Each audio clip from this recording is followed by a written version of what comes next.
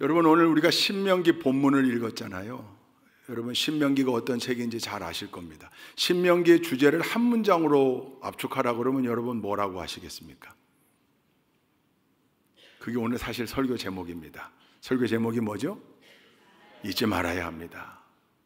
제가 2008년도에 군인교회 성도들 73사단 있을 때 지난달이었나요? 지지난달 우리 금요 연합기도회 때 오셔서 인사했던 그 식구들이 73사단 동역자들이었는데 성전 건축을 다 마치고 하나님이 선물로, 그 가운데도 참 지난한 스토리가 있는데 하나님이 선물로 성지순례 기회를 주셔서 성지순례를 다녀왔습니다. 군인교회에서는 쉽지 않은 일인데 데리고 성도들을 데리고 저 이집트로 카이로로 들어가서 시내산까지 출애굽 여정을 그대로 해서 이스라엘 들어가서 순례를 다 했거든요. 그때 예루살렘에 각종 기념교회가 워낙 많아요. 근데 그 가운데 우리가 들렸던 특별한 곳이 있었습니다. 성지는 아니었어요. 근데 거기를 꼭 들려보자고 했습니다. 야드바셈이라고 하는 박물관 기념관입니다. 600만 학살 기념관, 그렇습니다. 그 이름이 야드바셈입니다. 입장료가 없더라고요. 여러분, 유대인들이 얼마나 경제적 동물인지 여러분 잘 아시죠? 미국에도 이 주이시들과 관계된 조크들이 많은데, 집주인이 유대인으로 있을 경우에 집세 월세를 낼 때 만약에 450불, 그래서 500불을 내면 절대로 50불을 거슬러 주지 않는다는 거예요. 어떻게? 다음 달에 400불 내라. 다음 달에. 늘 그렇다는 거예요. 뭐 그거나 아니요. 50불에 한 달. 아이, 그게 뭐라고. 근데 그들은 그거 생각한다는 거예요. 요만큼이라도 도움이 되는. 아마 그런 생각 정신으로 부를 읽어낸 거 아닌가 싶은데, 이스라엘도 가봤더니 기념교회 같은 성지에야 당연히 입장료가 없지만 다른 곳에는 대부분 입장료가 있어요. 근데 야드바셈은 프리로 들어갈 수 있게. 다만 그 손바닥만한 브로셔 하나에 10불 받더라고요. 근데 야드바셈을 무료로 한 이유가 있는 거죠. 자기들의 아픔의 역사 거기 와서 좀 봐라. 그거 다 좀 보라는 거예요. 아주 잘 해놨어요.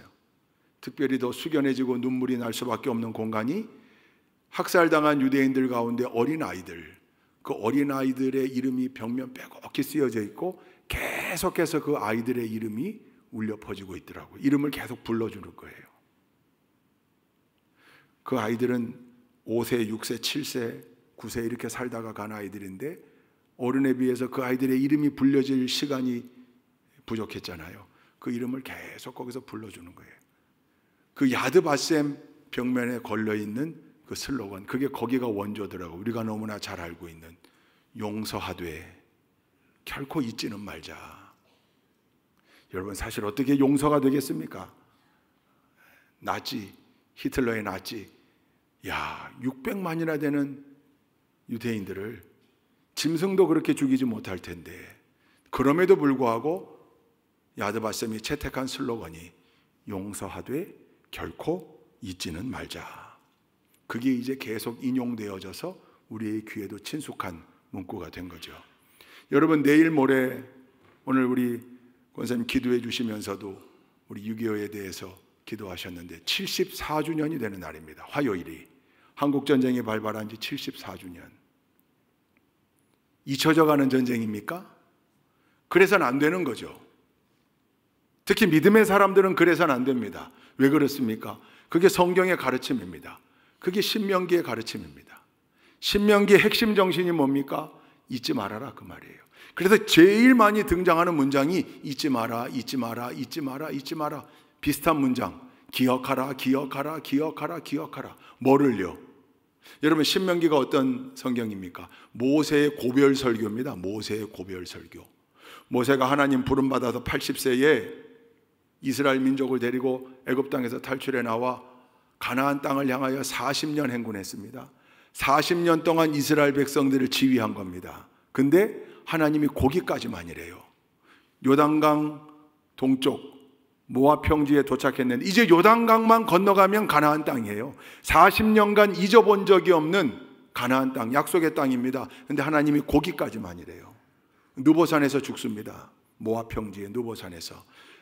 자기의 마지막임을 알고 이스라엘 백성들에게 고별 설교하는 거예요. 3편의 고별 설교를 묶은 게 신명기입니다.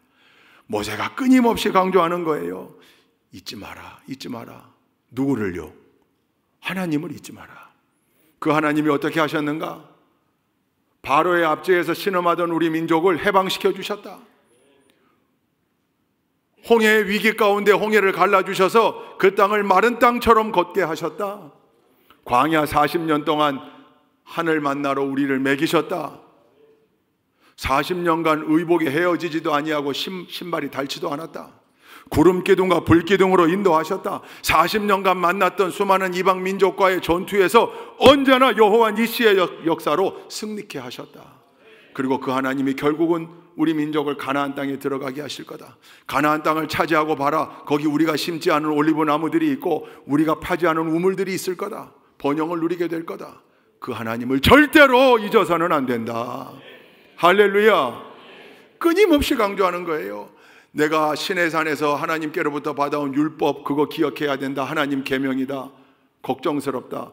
니들 가나안 땅에 들어가서 먹고 살만하면 하나님 잊어버리고 이방 민족과 통혼하고 우상 숭배의 문화를 받아들이고 신앙이 섞이고 문화가 섞여서 하나님을 멀리할까 두렵다.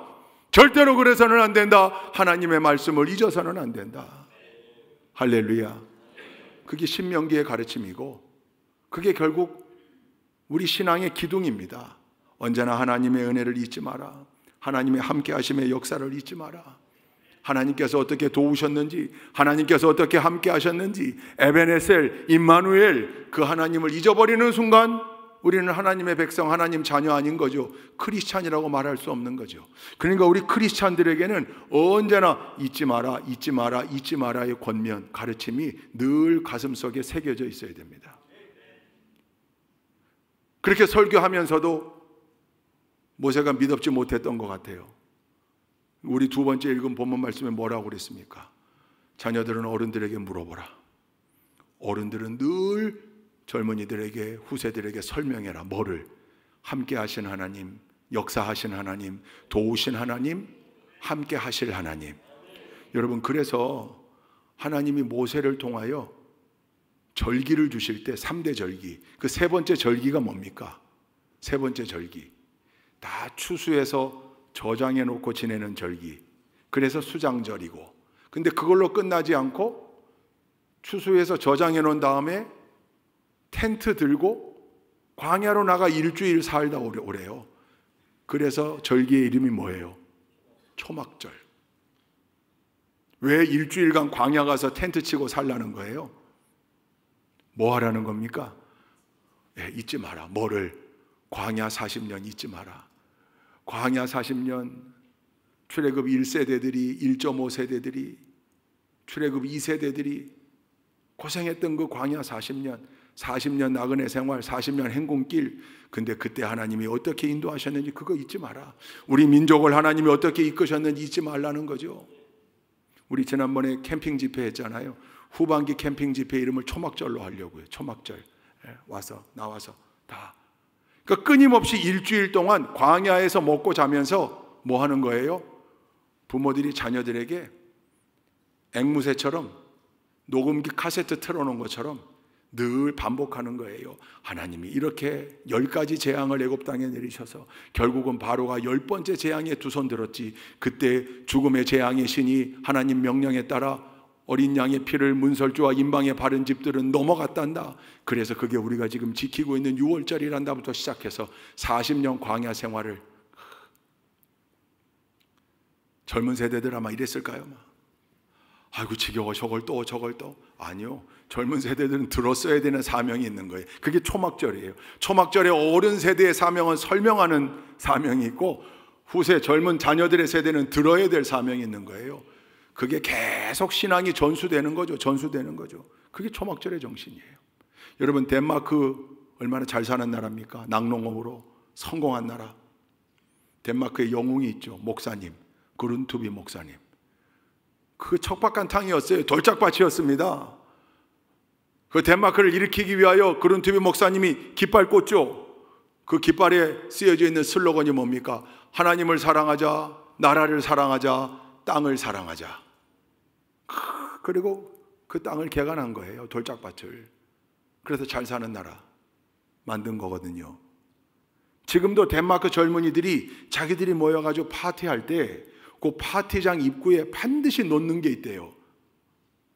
뭐 웰컴 드링크처럼 놓는 거 뭐냐면 새까만 보리빵 그리고 얼음물, 냉수 갖다 놓은대요.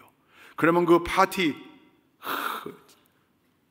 맛있는 음식들이 준비되어 있고 멋진 음악이 있는 그 파티장으로 들어갈 때마다 이 덴마크 젊은이들이 그 맛대가리 없는 까만 보리빵 입에 한 조각 넣고 얼음물 마시고 들어간답니다. 마치 성찬 예식하는 것처럼. 왜요? 잊지 말자. 우리 어른들, 아버지 세대, 할아버지 세대 그 고생을 잊지 말자. 그 어른들의 고생과 수고 덕분에 그 어른들이 이 까만 보리빵 씹어가며 이 땅을 개간했기에 우리가 이렇게 멋진 파티를 즐길 수 있는 거다. 어른 세대들의 고생을 잊지 말자. 그리고 그거 먹는다는 거예요. 너무 멋지지 않습니까? 신앙인들이라면 잊어서는 안 되는 거죠. 오늘 설교의 구조는 간단해요. 두 가지예요. 하나님의 은혜 잊지 말자. 함께 하신 하나님의 은혜, 우리나라에 임한 하나님의 은혜, 우리나라에 임했던 하나님의 도우심, 하나님의 이끄심, 우리 가정을 이끌어 주셨던 하나님, 내 개인의 역사 가운데도 함께 하셨던 임마누엘 에베네셀 하나님, 그거 잊지 말자. 기억하자. 기억하면 뭐 하게 돼요? 잊지 않으면 뭐 하게 돼요? 감사하게 되는 거죠. 그래서 믿음이라고 써놓고 감사라고 읽고, 감사라고 써놓고 믿음이라고 읽을 수 있는 이유가 믿음의 사람들에겐 이게 본질이기 때문에 그렇습니다. 기억하면 감사할 수 있고요, 기억하면 또 기대할 수 있어요. 왜냐하면 하나님의 은혜가 거기서 끝난 거 아니잖아요. 과거의 역사 속에서만 임하는 하나님의 은혜가 아니잖아요. 앞으로도 하나님 어떻게 인도해 가실까, 어떻게 이끌어 가실까, 어떻게 주관하실까, 거기에 대한 기대가 있는 거죠. 기대하며 기도할 수 있는 거예요. 이게 3기예요. 기억하면, 기대하며, 기도할 수 있다. 할렐루야. 한번 따라해 보십시다. 기억, 기대, 기도. 그게 같이 가는 거예요. 잊으면 안 된다는 겁니다. 늘 함께해라. 하나님의 은혜를, 역사하셨던 은혜를 설명하는 부모 세대와 함께해야 하고, 그것을 설명하는 부모 세대, 어른 세대의 이야기에 귀를 기울이는 젊은 세대가 돼야 하고, 혹 어른 세대가 그걸 잊어버렸다면 자꾸 물으라는 거예요. 물어보라. 그래서 우리 기독교 신앙은 나 때는 말이야, 이걸 버리면 안 돼요. 요즘 나 때는 말이야 그러면 흔히들 어른 세대의 꼰대, 아이고 고리타분한 얘기, 아이고 이렇게 생각하잖아요. 물론 이제 옛날 얘기를 환경이 바뀐 지금에 그대로 적용해서 하라고 하면 그게 꼰대가 되는 거지만, 그러나 그 근본 정신을 잊지 않도록, 교훈을 잊지 않도록 끊임없이 과거의 이야기를 설명해주고 이야기하는 건 어른들의 사명이에요. 그거 어른들이 그거 제대로 안 하니까 전수가 안 되는 거예요. 어른 역할 안 하니까 문제가 되는 거예요. 왜? 괜히 욕먹을까 봐. 괜히 고리타분한 사람이라고 손가락질 당할까 봐. 아니요, 그래도 해야 되는 거예요. 신앙인들이라면 우리와 함께 하신 하나님의 은혜를 늘 설명해 줄 줄 알아야 되는 거예요. 그게 오늘 신명기의 분명한 말씀이에요. 모세는 그거 염려한 겁니다. 잊어버릴까 봐. 고생한 거 잊어버릴까 봐. 예나 지금이나 사람들은 화장실 들어갈 때와 나올 때 마음이 다를 수밖에 없거든요. 어떻게 똑같을 수 있어요, 그죠? 근데 다르지 않으려고 노력하는 자세와 태도가 필요한 거죠. 그게 우리 신앙인들에게 필요한 겁니다. 이스라엘 민족의 역사 가운데 여러분, 이 일이 얼마나 귀한 일이었습니까? 출애굽의 일이. 근데 이게 이스라엘 민족을 붙잡고 있는 근간이 됩니다. 출애굽 사건이, 40년 광야 생활이, 가나안 땅을 정복해 나가는 정복전쟁의 과정이 이스라엘 민족의 정체성이 되고 이스라엘 민족을 붙잡고 있는 근간이 됩니다. 그러면서 늘 잊지 말라는 거예요. 잊지 마라, 잊지 마라. 오늘 말씀의 핵심입니다. 함께 하신 하나님의 은혜를 잊지 마라. 그래서 감사해라. 그게 첫 번째라면, 두 번째, 사람의 은혜도 잊어서는 안 되죠.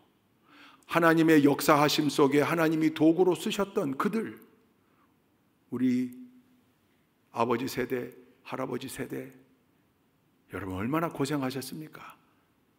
우리가 이만큼 잘 살 수 있었던 것 하나님의 은혜가 있었기 때문이요, 뿐만 아니라 그 하나님의 은혜 속에 하나님의 도구로 쓰임받았던, 허리띠 졸라매고 배고픔 참아가며 열심히 일했던 우리 아버지 세대, 할아버지 세대가 있어서 우리가 있는 거잖아요. 할렐루야. 잊어서는 안 되는 거죠. 그러니까 딱 두 가지예요. 오늘 설교의 교훈은 너무 간단해요. 하나님의 은혜를 기억하고 감사하자, 사람의 은혜도 기억하고 감사하자. 특별히 내일 모레 한국전쟁입니다. 여러분, 한국전쟁, 우리 어릴 때 동족 상잔의 비극, 얼마나 비극적인 역사입니까? 여러분, 그때에도 하나님은 기적적인 방법으로 함께 하셨잖아요. 안전보장이사회 이사국이었던 소련 대표가 거기 참석하지 못하게 하고, 그래서 만장일치로 서둘러 결의하고 16개국이 이 땅에 왔어요. 우리 어릴 땐 그 16개국 다 배웠잖아요. 여러분 기억하시죠? 이 땅에 전투병력을 파병했던 16개국, 미국, 영국, 캐나다, 호주, 뉴질랜드, 프랑스, 네덜란드, 벨기에, 룩셈부르크, 그리스, 콜롬비아, 터키, 아프리카의 남아공, 이디오피아, 심지어 더 동아시아의 필리핀, 태국까지. 표정들 보니까 모르시는 것 같은데. 여러분, 그 땅의 젊은이들이 와 이 땅에 피를 흘렸습니다. 우리 선배 전우들의 희생은 말할 것도 없고, 여러분, 학도병 16살, 17살 애기잖아요. 애기. 지금 보면 애기들 같아, 애기. 근데 그 16살, 17살, 18살의 학생들이 나라 지키겠다고 소총 들고 나가. 그 목숨 바쳤기에 지금 이 나라가 있는 거잖아요. 여러분, 하나님의 역사하심, 기가 막힌 하나님의 역사하심 속에 이 나라가 그 위기를 겪어내고 극복하고, 전쟁의 폐허, 잿더미 속에 참, 그냥 조금만 생각해 보십시오. 너무 막연하니까 생각 잘 안 하죠. 조금만 생각해 보세요. 70년 만에 이런 나라가, 그 폐허에서 70년 만에 이런 나라가 정말 기적인 거죠. 거기엔 우리 선배 신앙인들의 눈물의 기도가 있었습니다. 뿐만입니까? 눈물로 기도만 한 게 아니라 우리 믿음의 사람들이 모든 분야에 선봉에 서서 이 일이 하나님이 맡겨주신 일이라고 최선 다하여 사명감 가지고 헌신하고 일해왔기 때문에 오늘날 이 나라가 있는 겁니다. 하나님의 역사하심을 어떻게 더 설명해야 되겠습니까? 그죠? 언제나 마지막 때에 우리나라를 세계 열방을 향한 제사장 국가로 쓰시기 위하여 그 아무것도 없던 잿더미 가운데에도 이만큼 세워주셨고, 그 은혜를 잊어버릴 때 한국교회가 지금 하강곡선, 그러나 전 바닥쳤다고 생각해요. 다시금 일어날 겁니다. 하나님이 이 나라를, 우리 한국교회를 버리시지 않을 거라고 확신합니다.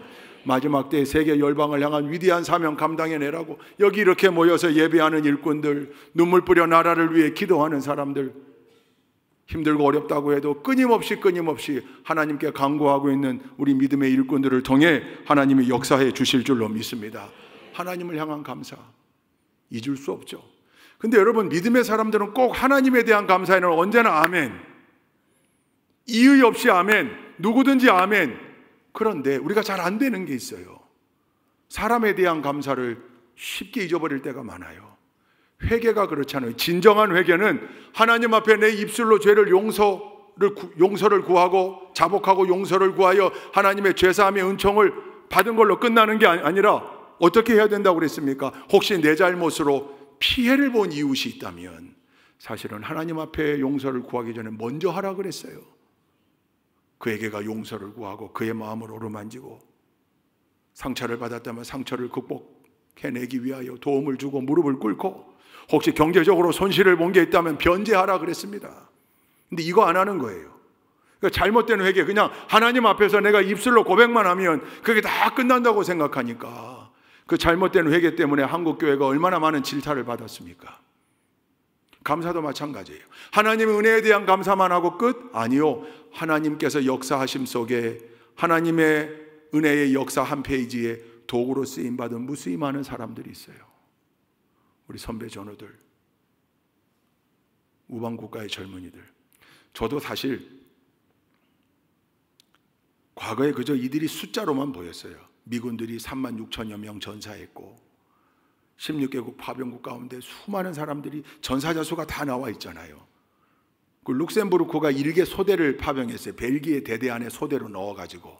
근데 거기에도 2명의 전사자가 있었더라고요. 36,000명하고 2명. 에게 그럴 수 있죠. 아니요.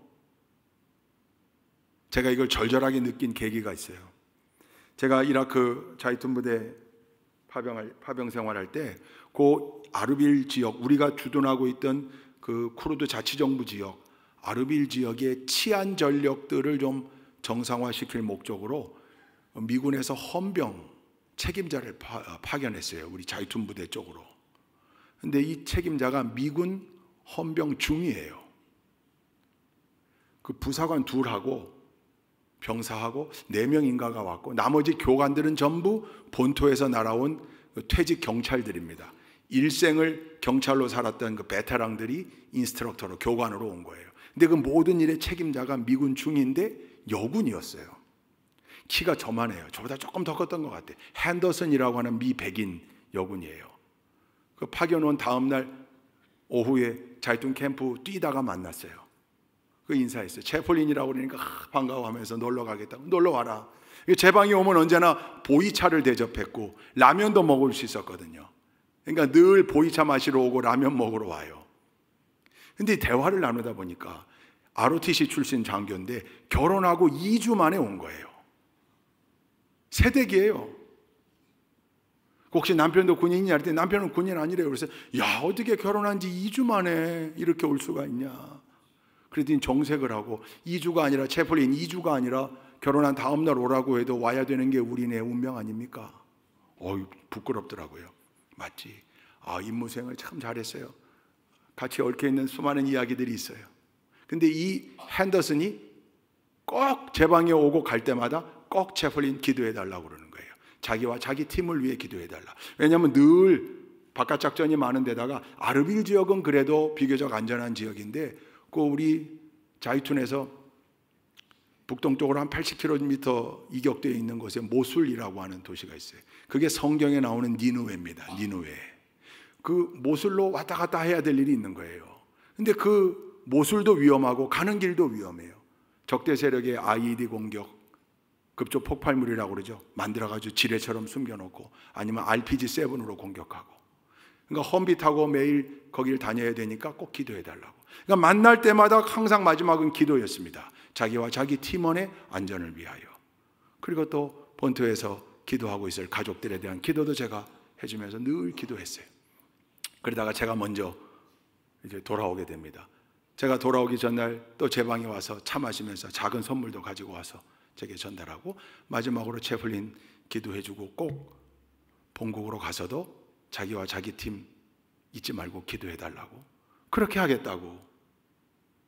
그리고 기도하고 헤어졌습니다. 제가 돌아오고 한 달 반쯤 지났을 때 소식이 왔습니다. 모술을 작전 나갔다 돌아오는 길에 그 IED 공격으로 그 팀 전원이 사망한 거예요. 험비를 타고 있다가. 제가 그 소식을 전해 듣고요, 제가 일종의 PTSD였던 것 같아요. 한 달여 동안 잠을 잘 못 자요. 생각만 하면. 갑자기 멍하면 눈물이 나려고 해요. 핸더슨 남편 어떻게 하나? 그 친정 부모 어떻게 하나? 그 시부모는 어떤 마음일까? 핸더슨의 가족, 형제, 친척들, 친구들, 마치 제 가족이 죽은 것 같은 거예요. 생각 안 하려고 해도 떠오르게 되면 자꾸 눈물이 나려고 그러고 마음이 아프고, 핸더슨의 전사로 인하여 고통당할 그 가족들 생각하면 어떡하나 그러다 제 생각이 난 거예요. 그래, 이 땅에 와서 피를 흘린 수많은 젊은이들, 16개국의 수많은 젊은이들 다 핸더슨이지. 누군가의 아들이요, 누군가의 딸이요, 누군가의 아버지요, 누군가의 남편이요, 누군가의 아내요, 누군가의 친구요, 그들이 이 땅에 와서 피 흘려 희생한 겁니다. 그 피의 희생 위에 우리가 서 있는 겁니다. 그런 여러분 생각하니까요, 4만 명이 아니에요. 40만, 400만, 4천만이 되는 거예요. 이 땅에 와서 자유를 지키기 위해 전투하다가 피 흘려 희생당한 그 군인과 연결되어 있는 그때 당시 그 전사로 끝없는 슬픔을 느꼈을 그 수많은 사람들, 엄청난 눈물이 우리나라의 기반 안에 있는 거예요. 이거 잊어서는 안 되죠. 우리 선배 전우들의 희생은 말할 것도 없고요. 우리는 그래도 어릴 때마다 이거 교육받고 자랐어요. 방공교육 플러스 이 선배들의 희생을 잊어서는 안 된다는 교육을 늘 받고 자랐잖아요. 우리 50대가 다 또리 장군 세대 아닙니까? 또리 장군. 6월만 되면 지금도 기억나요. 영화 제목이 낙동강은 흐르는가. 그 진유영 씨가 주연했던 그 낙동강 전선을 지켜내려고 결국은 마지막에 폭탄을 몸에 두르고 탱크를 향해 돌진했던, 실제 있었던 일들이죠. 어린 마음에도 두 주먹을 불끈 쥐고 그 희생이 헛되지 않게 해야 되겠다, 그러면서 또 방공정신 그것도 다지게 됐던, 물론 너무 전체주의적인 교육이라고 그랬노라고 하는 비판도 가능하겠지만, 그러나 그건 그거, 중요한 건 잊지 않도록 끊임없이 강조했다는 거예요. 요즘 그런 교육을 하나 모르겠어요. 학교에서 안 하는 것 같아요, 제대로. 근데 우리 믿음의 공동체 안에서는 해야 된다는 거죠. 왜? 그게 하나님 말씀이니까, 그게 하나님 명령이니까. 하나님의 은혜도 기억하고 잊지 말고 감사해야 되고, 사람들의 은혜, 우리를 도와준 사람들, 희생한 사람들, 그 사람들의 은혜도 잊지 말고 감사해야 된다는 것. 여러분, 이라크 전쟁 때 우리 자유투 무대를 파병할 때 얼마나 반대 여론이 비등했습니까? 그때 기억하십니까? 미국의 럼스펠드 국방장관이 그때 뭐라고 그랬냐면, 한국 국민들이여 기억하십시오. 1950년도 그때 우리 미군들에겐 당신들도 모르는 나라요, 모르는 사람들이었습니다. 여러분, 워싱턴 DC에 가면, 제가 DC에서 공부했잖아요. 거기 가면 한국전 참전 기념 공원이 있어요. 19명의 판초 우위를 입은 미군 병사들이 딱 대오를 지어서 비를 맞으면서 작전을 하는 장면들이 동상으로 새겨져 있고, 전사자들의 이름이 쫙 있어요. 근데 거기에 밑에 밑바닥에 비석이 하나 있는데, 그 사진 있죠? 거기 뭐라고 써 있냐면, 사진 한번 띄워봐 주시죠. 저게 아주 짤막한 문장인데 거기 뭐라고 써 있냐면, 우리 미국은 전혀 알지도 못했던 나라, they never knew, 그렇게 되어 있어요. 그들이 알지도 못했던 나라, they never met, 그들이 한 번도 만나보지도 못했던 대한민국 국민들을 지키기 위해 국가의 부름에 응했던 아들과 딸들에게 경의를 표한다. 그 뜻이에요.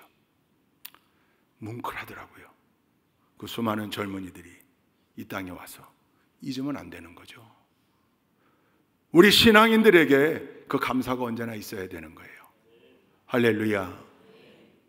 하나님 은혜의 감사,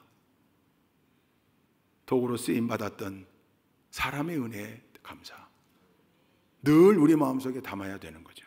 제가 공부할 때 한 사건이 일어나는데, 제가 한국 법정에도 서본 적이 없는 사람이 제가 미국 법정에 서야 되는 일이 생겼어요.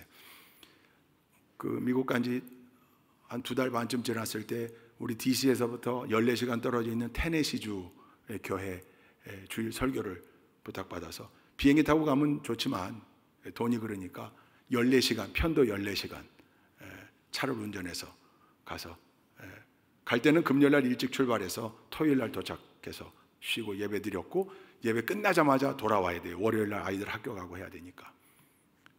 그러니까 그 돌아오는 그 장거리를 운전해야 되니까요. 여기 여러 가지 스토리들이 얽혀 있는데 그 다 생략하고 돌아오는 길에, 야간이니까 길 뻥 뚫려 있죠. 다니는 차도 별로 없죠. 늦은 시간에. 제가 그때 몰던 차가 500만 원 주고 산 중고차인데, 이 차가 왜 이렇게 잘 나가는지. 그래서 밤에 잠깐 방심했는데 뒤에서 번쩍번쩍 경찰이 와가지고, 거기가 그 도로가 스피드 리밋이 60마일이에요. 60마일. 근데 제가 82마일인가 이렇게 달렸더라고요. 그러니까 그냥 과속이 아니고 레컬리스 드라이빙, 그러니까 난폭 운전, 그렇게 써서 스티커를 받았어요. 근데 이건 뭐냐면, 그냥 벌금 내고 끝나는 게 아니라 벌금을 얼마 내야 될지 판결받으러 법정에 가야 되는 거예요. 그 정해진 시간에. 그 제가 걸렸던 동네가 버지니아주 저 남쪽에 동네 이름도 크리스찬버그예요. 크리스찬버그. 기독교인들의 언덕, 기독교인들이 사는 마을. 아주 작은 마을이에요. 그거 받아가 정신없는 상황에서 받아가지고 운전하고 왔어요. 그 다음 날부터 이제 조언을 구해야 되잖아요. 제가 이제 그때 결심했어요. 문제가 생겼을 때 가급적 사람들에게 조언을 구하지 말자. 얼마나 무시무시한 얘기들을 하는지. 야, 큰일 났다. 이게 버지니아 남쪽은 워낙 보수적인 동네라 외국인들에게 굉장히 무례하기 짝이 없기도 하고, 어떤 사람들은 야, 이거 잘못하면 판사가 걱정되면 추방당할 수도 있고, 아니 교통법규 어겼다고 추방이 웬 말입니까? 추방당할 수도 있고, 반드시 변호사를 사야 되고, 교통전문 변호사 사는 비용이 기본 1,000불이에요. 돈이 어디 있어요? 유학생, 가난한 유학생이. 그리고 변호사를 사더라도 한 벌금 2,000불, 3,000불 맞을 수도 있고, 막 온갖 그냥 옆에서 와글와글. 내가 아이 그만 스탑. 내가 간다. 그냥 변호사 안 사고 내가 간다. 집사람도 염려스러우니까 변호사를 사야 되지 않겠습니까, 목사님? 아니, 그냥 여보 그냥 합시다. 돈이 어디 있어? 그냥 갑니다. 아침 8시까지 그 법원에 가야 되는 크리스찬버그의 법원에. 그래서 새벽 3시에 일어나가지고 대신 육군 정복을 입고, 오늘 장로님 정복 입고 오셨는데 정복을 입고, 집사람이 기도하고 있을 테니까 잘하고 오라고. 갔더니 가서 알았어요. 그 교통경찰이 한 달 동안 끊는 스티커 가운데 법원에 와야 되는 사람들은 한 날 1시로 다 적은 거예요. 그러니까 그 경찰, 저를 적발했던 경찰이 와 있더라고요. 우리는 한 30명 모여 있고, 그 경찰이 이제 검사 역할을 하는 거예요. 판사가 물으면 저 사람은 언제 어느 지점에서 뭘로 제가 이렇게 끊었습니다. 그래서 이 단속된 사람이 guilty or not guilty 인정하면 그냥 벌금 내려주고, 혹시 진술할 게 있으면 성경 위에 손을 얹고 허위로 진술하지 않겠다고, 위증의 죄를 달게 받겠다고 선서하고 진술해야 되는 거예요. 앞에서 이렇게 쭉 봤죠. 먼저 왔던 사람들 중엔 변호사를 산 사람이 한 4사람 되더라고요. 4사람 변호사 산 사람들은 그냥 변호사들이 판사 사무실에 왔다 갔다 하더니 끝나고, 우린 다 변호사 안 산 사람들. 그 한 30명 모여 있는데 제 눈에 들어오는 사람이 하나 있었어요. 저는 대한민국 육군 정복을 입고 거기 와 있는데, 옛날 미군 군복을 입은 상병 계급장을 단 나이 드신 아저씨가 거기 하나 온 거예요. 지팡이 짚고 쩔뚝거리면서. 그 옆에 아주머니가 따로 왔어요. 부인이에요. 근데 그 아주머니가 막 짜증이 얼굴에 그냥 근데 이 군복 입은 이 사람은 법원 직원들 다 알아요. 다 인사하고. 그 법원 직원 한 사람이 그러더라고. 또 왔냐고. 거기 단골 손님인 거예요. 단골 손님이. 근데 여기 명찰에 뭐라고 써 있냐면 이름이 셰퍼드예요. 셰퍼드. 특이하잖아요, 목자. 그 이름을 잊을, 저 사람 이름 특이하네. 미군 상병으로 전역했구나. 그 생각만 하고 있었어요. 그리고 제 차례가 돼서 가서 진술할 게 있습니다. 성경에 손을 얹어 선서하고 설명했어요. 거기 좀 스토리가 있는데 그건 다음에 이야기하고, 진실하게 다 설명하고. 가난한 유학생인데 제가 사실은 그래서 저기 설교하러 갔다가, 내가 대한민국 육군 군목인데 이라크에서 함께 했던 그 목사님 그 교회 설교하러 갔다가, 그랬더니 그 안경을 이렇게 끼고 있는 백인 그 판사가 이라크에서도 파병 생활했냐? 했다. 혹시 미군들하고 함께 작전했냐? Sure. 그랬다. Good. 그러더니 저한테 혹시 너 토요일 날 시간 낼 수 있냐? 들었거든요. 토요일 날 있는 드라이버 스쿨 안전교육 받으면 감해주는 제도가 있다고 들었거든요. 있다. 시간 있다. 오케이. 거기 드라이버 스쿨 가서 교육받고 다시는 과속하면 안 된다. 그걸로 끝이에요. 그러니까 뭐 3,000불, 2,000불, 4,000불 그랬던 얘기가 드라이버 스쿨 등록 비용 25불, 거기 커트 피, 미국은 뭐든지 피잖아요. 법원에 와서 법원을 사용했으니까 법원 사용료 15불, 40불로 끝난 거예요. 40불로. 이야, 기뻐가지고 40불 내로 1층에 있는 법원 사무실 그 오피스에 갔더니 그 셰퍼드가 아내와 함께 저를 찾아온 거예요. 저는 지금 막 흥분되어 있는 거죠. 4,000불이 40불이 되는 역사가 있었잖아요. 막 흥분된 상태인데 왔어요. 오더니 저한테 아까 진술하는 거 보니까 한국에서 왔던데 한국군 군목 맞냐? 맞다. 내가 대한민국 육군 군목 아미 채플린이다. 야, 반갑다. 자기가 한국에서 근무했었다는 거예요. 오, 그러냐? 야, 그랬구나. 한국이 너무 잘 살게 돼서 자기가 보람이 있다는 거예요. 그래, 언제 한국에 또 와봤냐? 아니, 88 올림픽 때 TV로 봤다는 거예요.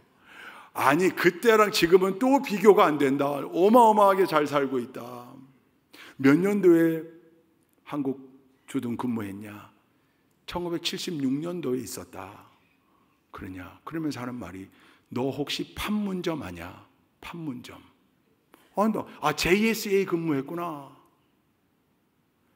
너 혹시 도끼 사건 아냐? 제가 그래서 알지. 1976년 8.18 도끼 만행 사건. 그러면서 제가 그때 전사했던 그때 사망했던 중대장이 보니파스 대위 아니었냐? 깜짝 놀라면서 제 손을 잡고 네가 우리 중대장님 이름을 어떻게 알고 있냐? 그때 다친 거예요. 그때 다리를 다친 거예요. 그래서 본국으로 갔다가 전역한 거예요. 그리고 자기 고향으로 온 거예요. 그리고 적응하지 못하고 일평생 말썽쟁이로 산 거예요. 맨날 사고나 치고 음주운전하고 뭐 교통법규 어기고. 그러니까 그 아내의 얼굴 속에 있는 짜증, 이걸 다 이해할 수 있는 거죠. 법원을 제 집 드나들듯 드나드는. 근데 이 셰퍼드 노병의 눈에 눈물이 그렁그렁. 자기 중대장 이름 보니파스. 우리 다 배웠다. 우리 다 배웠다. 8.18 도끼 만행 사건. 그때 어떤 과정인지 다. 법원에 사무실에서 더 이상 얘기할 수가 없었어요. 가자, 제가. 저도 너무 흥분했어요. 아니, 그 도끼 만행 사건의 피해자를 지금 내 눈앞에 보고 있는 거잖아요. 더군다나 이름이 셰퍼드예요, 셰퍼드. 갑시다. 내가 커피 사겠습니다. 그 법원 앞에 커피숍에 갔어요. 그리고 그 부인분에게 여기 있는 조각 케이크, 쿠키, 뭐든지 골라라. Whatever you want. 원하는 대로 다 골라라. 진짜 원하는 대로 고르더라고요. 그걸 다 제가 넉넉히 계산했어요. 아니, 왜? 4,000불이 40불이 됐잖아요. 그것뿐만 아니라, 아니, 지금 8.28 도끼 만행 사건의 피해자를 제 눈앞에 보고 있잖아요. 커피를 시키고, 커피를 먹으면서 그때의 일들, 제가 아는 스토리, 너무 신기하는 거예요. 제가 이 스토리를 알고 있는 게, 우리 때는 다 배웠잖아요. 왜 안 배운 사람들처럼 얼굴 표정하고 있어요. 도끼 만행 사건, 지금 젊은 세대는, 어린 세대는 모른다 할지라도 다 그때 자기 이랬던 얘기들 막 한 40분 동안. 야, 그리고 그 옆에 앉은 그 부인은 40분 동안 자기의 사명을 다해서 다 드셨어요. 다 드셨어요. 커피 드시고 다 들었어요. 그리고 일어날 시간이 됐습니다. 이메일 주소를 물어봤더니 이메일도 없대요. 그러니까 아주 그 깡시골에 사는 거예요. 나중에 언제 기회가 되면 또 꼭 만나자. 내가 크리스찬 복 셰퍼드를 기억할 테니까. 그리고 그 아내의 표정은 이제 이미 다 바뀌었어요. 그 짜증났던 얼굴은 어디론가 가고, 그거 다 드셨잖아요. 다 드시고. 일어났는데 성령님이 제게 감동을 주셨어요. 그래 헤어지는데 제가 탁 부동자세를 하고, 저는 지금 육군 정복을 입고 메이저 소령 계급장을 달고 있어요. 미군들이 생각하는 연관 장교들은 우리 한국군에서 생각하는 연관 장교보다 훨씬 높아요. 굉장히 명예로워요. 근데 그 앞에 지금 셰퍼드는 상병이에요. 상병, 코프럴. 제가 부동자세를 딱 취했어요. 그리고 경례를 딱 했습니다. 그때 제가 지금도 잊을 수가 없어요. 그 셰퍼드 노병이 지팡이를 아내에게 딱 넘기더니 본인도 탁 부동자세를 취하더니 경례를 딱 받아요. 안 내리는 거예요. 저더러 먼저 내리라는 거죠. 자기는 상병이고 전 메이저니까, 소령이니까. 전 내리지 않았어요. 이건 제가 셰퍼드에게 드리는 경례였거든요. 끝까지. 시간이 지나니까 그 셰퍼드가 다 손을 내리더라고요. 그때 그 옆에서 그 장면을 바라보고 있던, 지팡이를 들고, 남편의 지팡이를 들고 우리 둘을 바라보고 있던 그 아내분의 표정을 잊을 수가 없어요. So proud. 너무 자랑스럽게 생각하는. 저는 지금도 제 인생 가운데 정말 잘했다고 생각되는 몇 가지 일들 가운데 그날 일이 꼭 꼽혀요.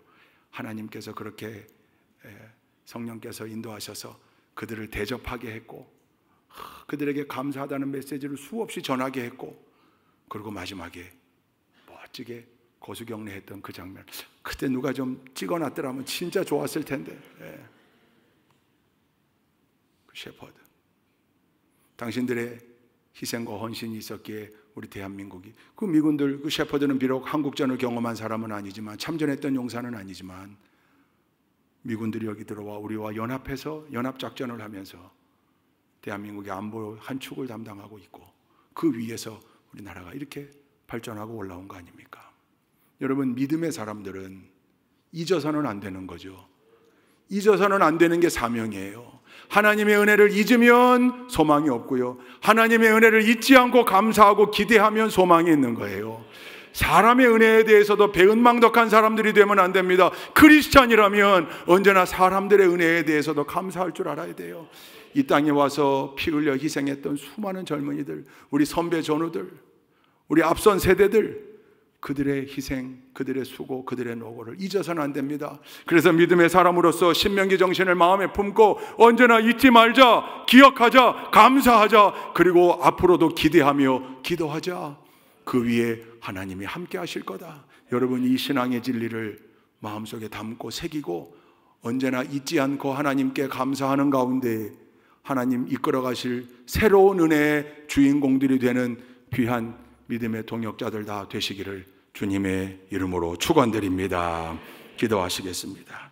좋으신 하나님, 하나님의 은혜, 절대로 잊어서는 하나님의 은혜, 잊어서는 안 될 하나님의 은혜, 하나님의 함께하심, 하나님의 역사하심 마음속에 담게 하시고 감사하게 하시고 또 앞으로를 더 기대하게 하시고 기도하는 우리 좋은 교회 모든 믿음의 일꾼들이 다 되도록 인도하여 주옵소서. 뿐만 아니라 하나님의 역사하심의 도구들로 쓰임받았던 귀한 사람의 은혜에도 언제나 감사하며 사는 참된 신앙인들이 다 되도록 우리 모두를 인도하여 주옵소서. 예수 그리스도의 이름으로 기도 올리옵나이다. 아멘.